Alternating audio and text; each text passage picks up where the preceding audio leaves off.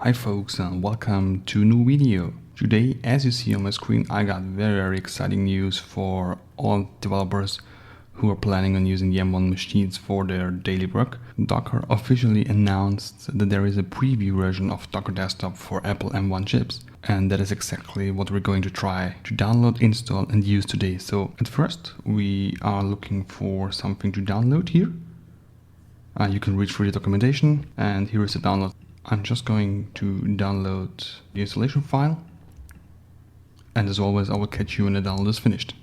Just as always guys, keep in mind this is a preview release, so this is not a version that you should use in any production environment, but it should showcase the possibilities and the future of Docker on those M1 machines. Another interesting thing I recognized is that there is preview version 7, so it seems that they're working quite hard to get these things running on the M1 chips. I'm very excited to test these things out for you guys. Let's just opening up the DMG file, go through the installation process, and then let's see what happens.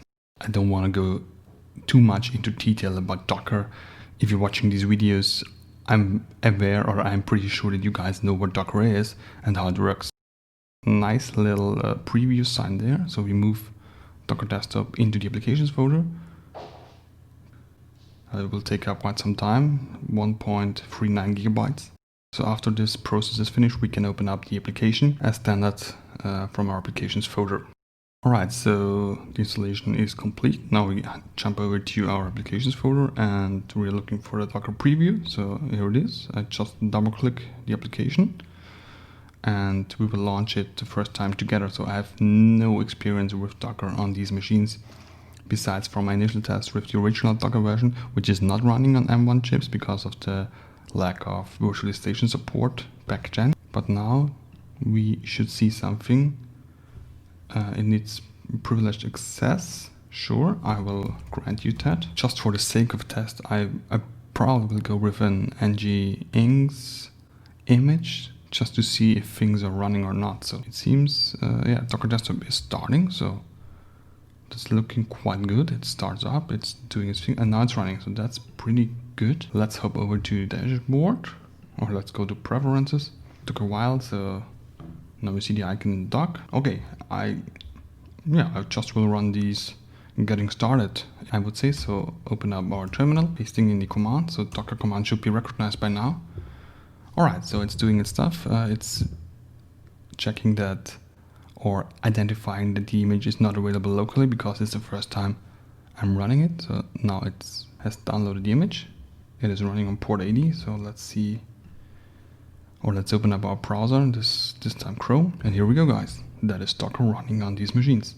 Basically this test image is some kind of getting started guide documentation, but it is running from this very specific machine, from this image. And let's just look for, okay, I will sign in and then I will look for another test image. Alright, I just recognized that I do not have any remote repositories, but we will search for NGINX Docker image.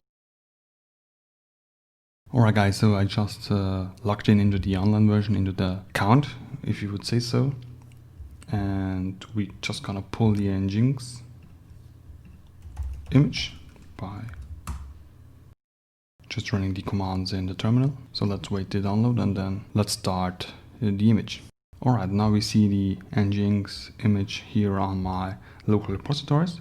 Let's hit the run button, local port. I go for 8080 right now and let's see what happens.